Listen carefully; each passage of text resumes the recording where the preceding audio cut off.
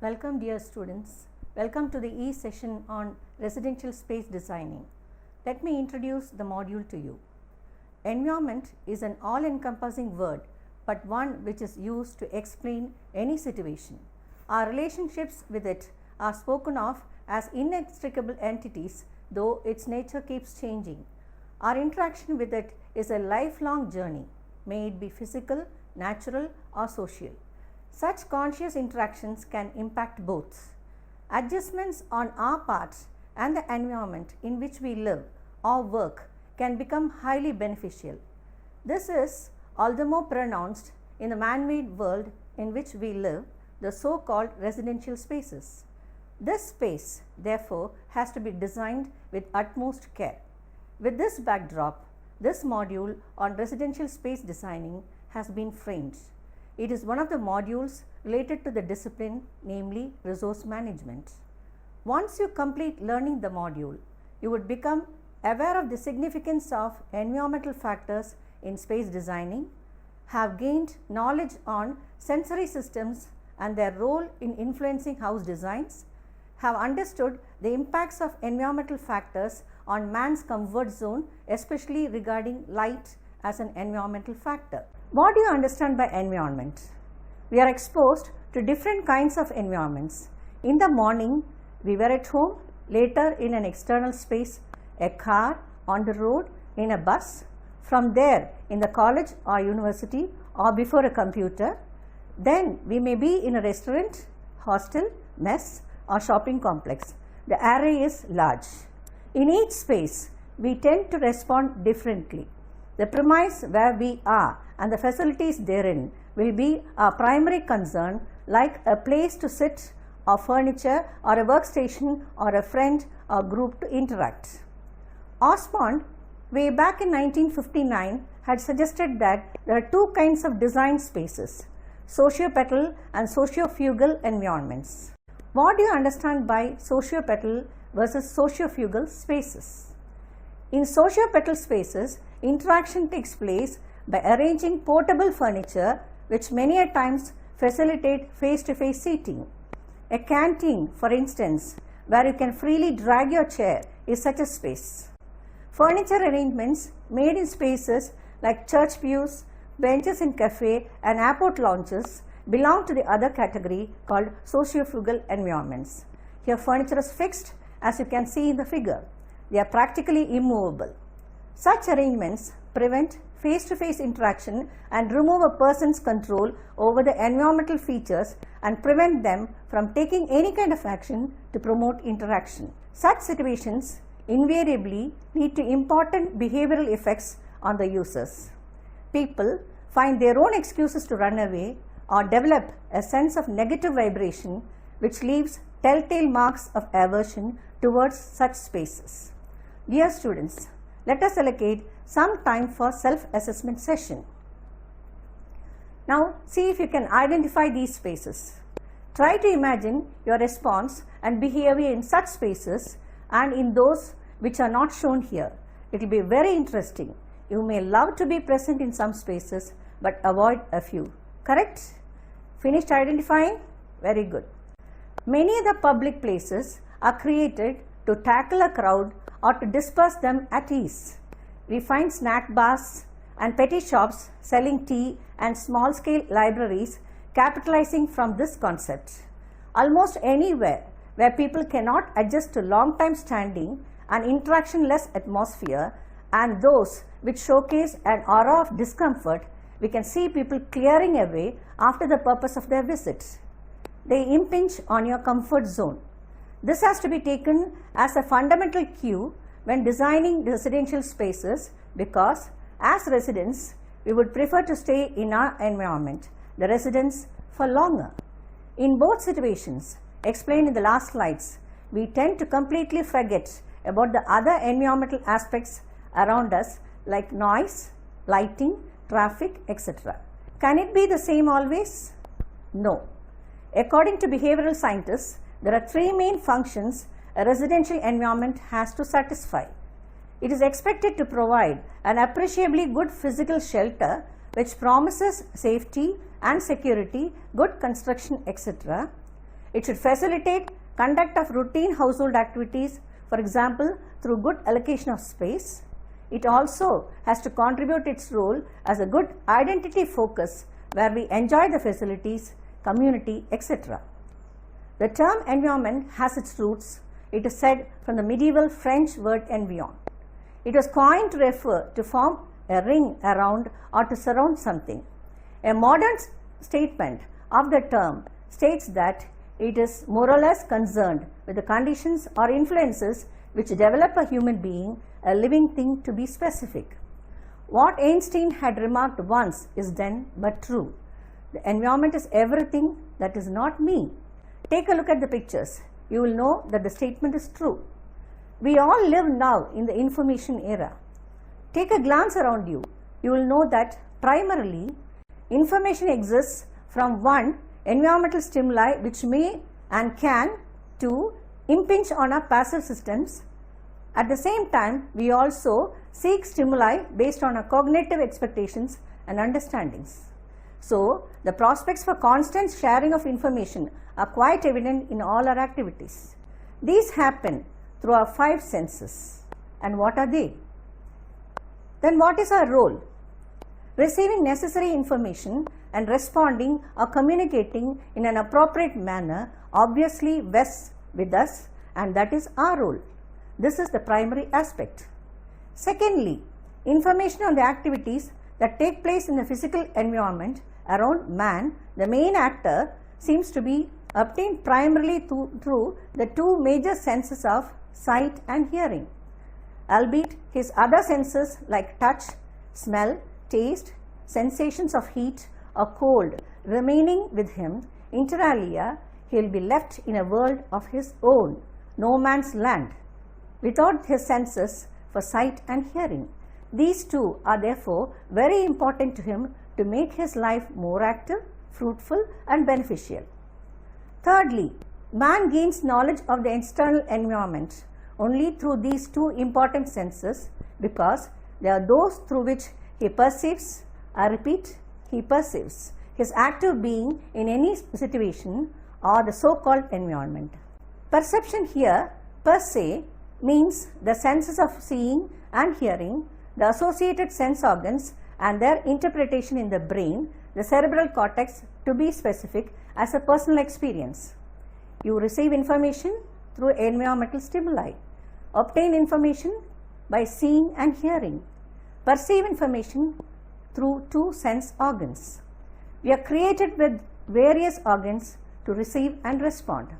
Senses are entirely the domain of the brain. We have all seen this in the milestones of a child's development. The eyes and ears act as the 2 major receptor organs, facilitating man to perceive these 2 senses, that is, seeing and hearing. The receptor organs enable us to pick up energy from the exterior, our environment, as waves of light and sound, and transform them into light or sound energy that becomes meaningful to us.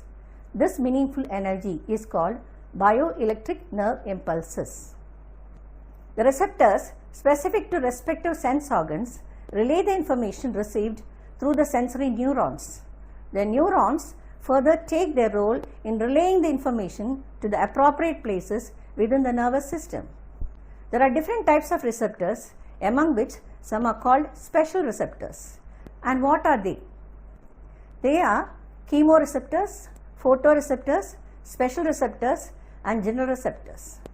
Chemoreceptors are the chemical receptors found in the mouth and nose. The photoreceptors or light receptors are, as the name suggests, are found in the eyes. Mechanoreceptors are found in the ears, and they belong to the category of special receptors. Those found throughout the body, especially in the skin, which perform various functions, are called general receptors. Subject variations in perception can occur, and it is dependent both on the individual's concept of and or on perception and external factors. These 2 senses specifically and the sensation of heat too are dependent on transmission of information by waves from the ambient environment. Having come to know about an individual's stance in his/her environment, let us see how these waves get transmitted for giving information. Sound is usually defined in terms of its frequency in cycles per second. Light is defined in terms of its wavelength using millimicrons or angstrom units. Students, am I visible and audible? Yes, that means these two senses are functioning well, which is your personal experience. Ultimately, this is perception. Probably now you would also have started wondering, what is the significance of these two senses in residential planning? Where is the relationship? How do we relate them in space designing?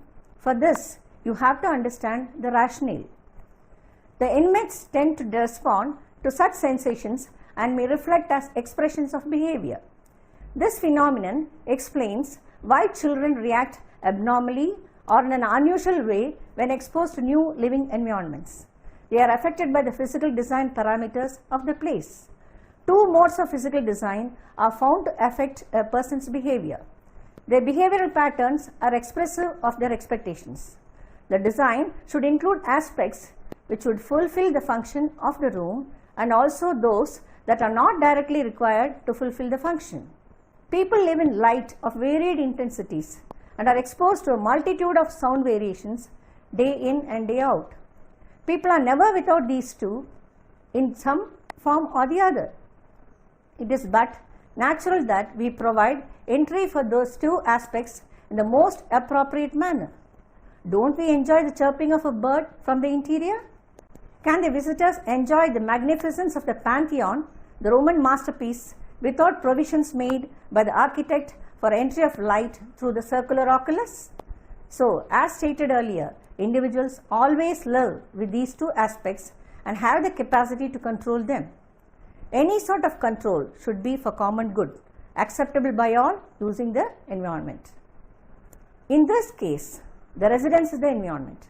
These two waves and the information they deliver have to be capitalized to such an extent that one is able to provide an optimum level of entry for both in and interior.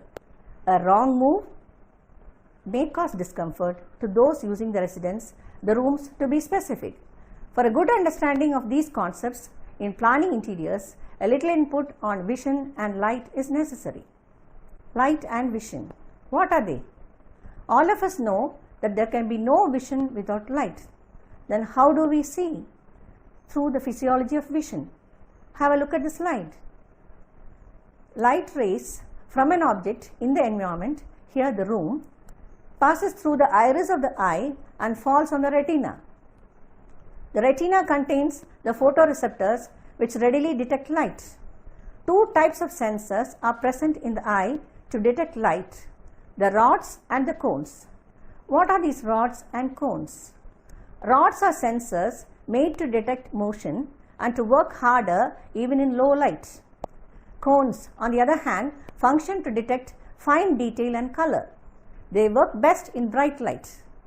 There are three types of cones, one that detects blue, one that detects red, and one that detects green, the primary colors of light.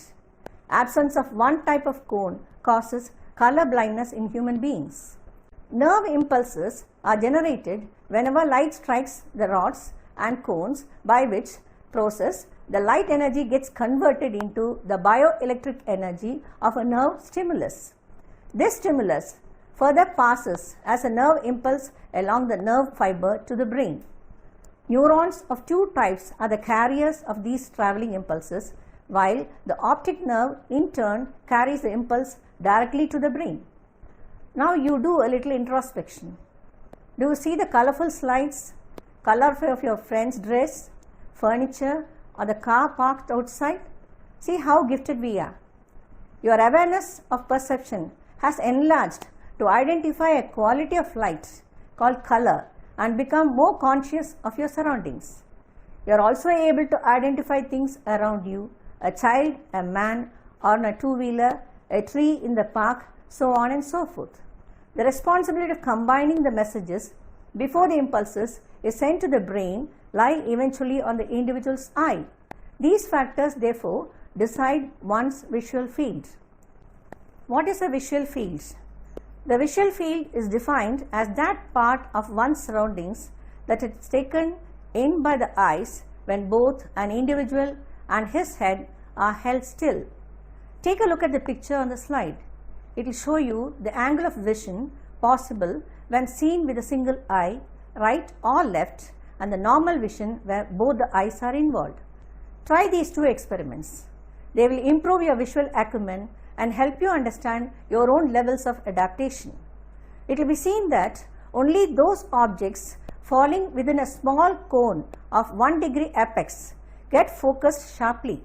Outside or beyond this cone, objects become progressively blurred and are indistinct. Try this experiment too. If you keep your eyes still when reading, you can focus only on a few letters. But in practice, you generally move your eyes in jerks, taking in approximately 12 letters at a time. Why? Obviously, in an interior, one has to decide on the zone of sharp vision to ensure good visibility and efficiency in all the activities carried out in a particular area. What do we mean by that? Have a look at the table given in the slide. It shows the division of the visual fields. In the first angle of vision, vertical angle 1 degree, objects appear very clearly and the viewer experiences no discomfort. You need not make any adjustments for focusing on objects. Vision in the middle field. Objects in this area of vertical angle are not seen clearly.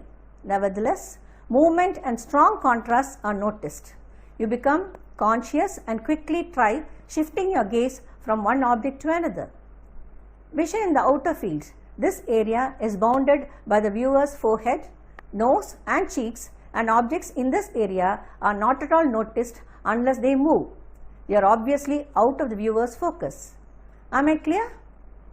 Yes? Good. You have to see two objects placed in different levels.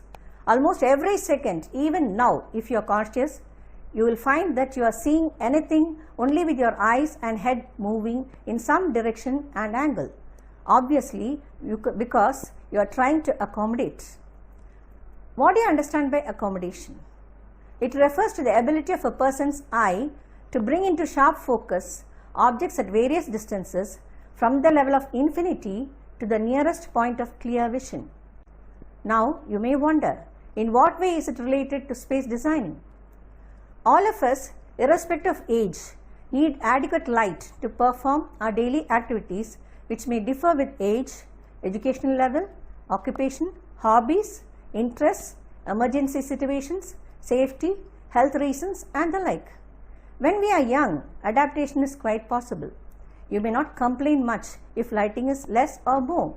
Yet, situations occur when we complain of eye strain, headache, etc., especially if the light source is not proper or it does not function well. Remember, none of us will also stay young throughout life. Aging is inevitable. Age has a profound effect on an individual's powers of accommodation because elasticity is lost gradually by the lens in the human eyes. Naturally, the near point gradually recedes from view. Will any of us wish for this condition? Then why should I talk about age here? The reason is the average distance of the near point changes with various ranges of age. How? Take a look at the table given on the slide. The average distance of the near point at various ranges of age goes thus: 8 centimeters at 16 years, 12.5 centimeters at 32 years, 25 centimeters at 44 years, and 50 centimeters at 50 years, and 100 centimeters at 60 years. Once the near point has receded beyond 25 centimeters, human beings will be affected with a condition called presbyopia, the inevitable long-sightedness associated with aging. Another effect of age is slowing down of the speed with which the eye accommodates itself. Literally speaking, what is the resident's concern here? When activities are carried out, especially in the indoors, it is necessary to provide either natural lighting or some kind of artificial illumination. In circumstances where artificial illumination is used, it is of course possible to design the illumination system so that the lighting provided is satisfactory and adequate for the users of the environment and the activity they carry out. Therefore, we need to consider light and its proper provision in an interior from the user's point of view. Because the module covered is on residential space designing, importance is accorded to light not only as an element or supportive medium, but also on its role in facilitating proper vision. Notice well, can we see the transparency of the fly without proper light? Light thus is a vital element of design. It affects not only our perception but also a response to the environment. Good lighting makes a house warm and friendly, lively or restful, and is also essential for effective vision. Lighting is an environmental factor that affects every human being. Any surface that is struck by light rays reflects some of that light. Being a supportive medium, we will discuss the importance of light on a different perspective. Lighting in the interior of a house should be given due consideration because lighting is essential to see things properly and clearly. It will enhance one's visibility. Sunlight is supposed to kill germs which are present in the surroundings. A house will look bright if illuminated adequately. Light will help to emphasize an area or an object in the interior and exterior of the house. Production of work will be high when correct illumination is provided. Proper lighting can prevent accidents in the interior. The choice and arrangement of lighting ultimately will reflect the taste and character of the inmates. Above all, proper lighting only can highlight the color scheme followed in the interiors. As you see, light is understood depending on the source from which it emerges and the way our eyes receive it. Units of measurement also differ. Take a look at the slide. Brightness of point source is called luminous intensity. Flow of light is luminous flux. Amount of light reaching surface is illumination or illuminance. Amount of light remitted by surface is called brightness or luminance. The way we perceive light is definitely a complex process which we do with utmost ease as our physiology of vision accommodates that function. Nevertheless, the process of seeing is governed by 4 factors in the ambient environment. They determine the ease and accuracy with which we see. Size. It is needless to say that large objects are seen more easily than smaller ones. Contrast. To be seen, an object must contrast with its surroundings. White is a good background. Time. The complex process of vision takes time. This is why rapidly moving objects appear blurred, for instance, aeroplanes. And brightness. This is the amount of light the eye uses. Try this experiment. Look at this figure. See how you can be carried away by changes in brightness or contrast. The middle lines of the 2 figures are equal in length. To most observers, the lower one seems shorter. This result is attributed to the contrasting effect of the surrounding lines. To perceive anything in the right perspective and to enjoy them, lighting becomes a must factor. Hence, while designing a house, one must be concerned with 2 kinds of lighting. What are they? Control of the luminous environment divides into 2 categories: natural daylight and artificial illumination. Natural light exists always by day, and the designer's role lies in utilizing their merits and controlling its effects. How and why? For this, you must understand the benefits of using natural light. What are they? Light is available from the natural source, obviously the sun. This light helps to tackle hygiene and sanitation problems in an indirect way, that is, if we allow ample sun rays to enter into the interior by providing adequate fenestrations. It will enable us to see objects in different levels. It will help us develop and have a concern for energy costs and health issues. In bright sunshine, daylight provides a warm yellow glow. Sunlight is an asset. Its vital qualities make it naturally welcome within the home. It should be used to the best advantage to create welcoming interiors and to ensure functionality. Provision also should be made for adequate entry of natural light in the residential design by adding ample windows, ventilators, skylights, clerestory windows, and the like. Handling natural lighting in the interior is a challenge to the designer who manipulates space.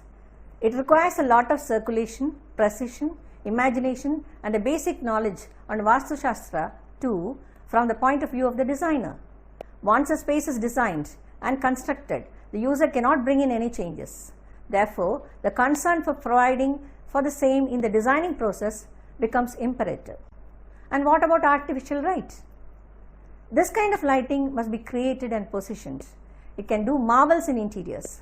Well-planned artificial illumination enables several benefits. See for yourself.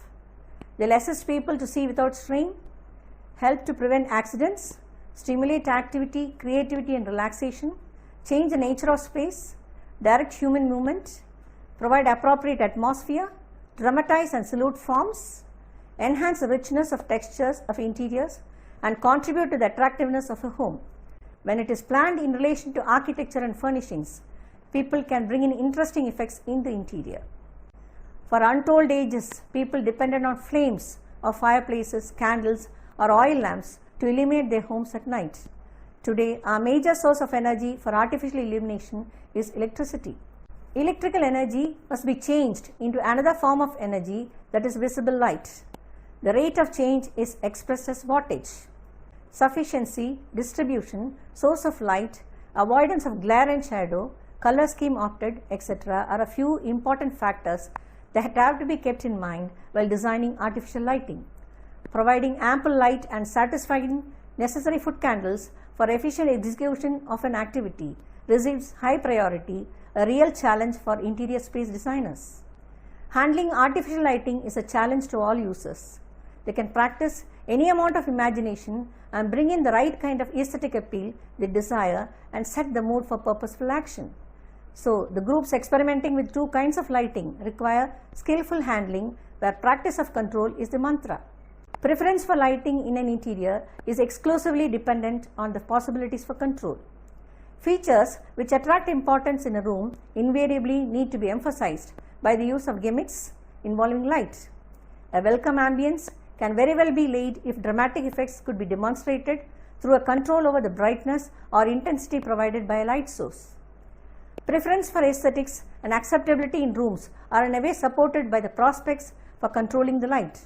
Ushering adequate light into an interior is the sole liking of the user.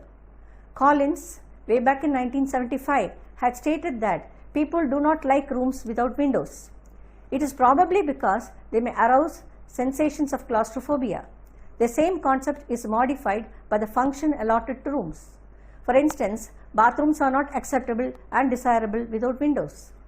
A study by Ulrich in 1984 found patients in hospitals to feel better when they had pleasant views from the wards or hospital rooms than in circumstances where they did not have one. It leads one to the conclusion that individuals' expectations about rooms are very important in residences, and it could be achieved by control of the luminous environment.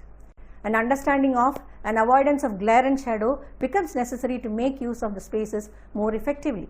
Proper light effects can never be successful unless the designer gives a real concern for avoidance of these two. This again is a challenge for both the groups. What is glare? Glare is produced by brightness within the field of vision that is sufficiently greater than the luminance to which the human eyes are adapted to. They are of two types. Physiologists explain it as a test for checking the eye's adaptation mechanism, where the retina is subjected to high intensities of light. This causes a discomforting glare. Similarly, when light rays strike on a polished medium and gets reflected, it can cause glare known as disability glare. This phenomenon is yet another example for the man-environment response triad. When exposed to glare, people unconsciously close or blink their eyes to escape discomfort to the eyes.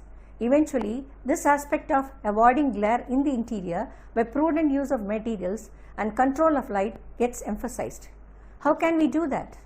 Brightness, that is light energy reflected by a surface of the light source, and reflectance from surfaces or materials, used color, value and texture are important factors to be considered in designing lighting for interiors. By having a control of these, we can achieve our objective of avoiding glare.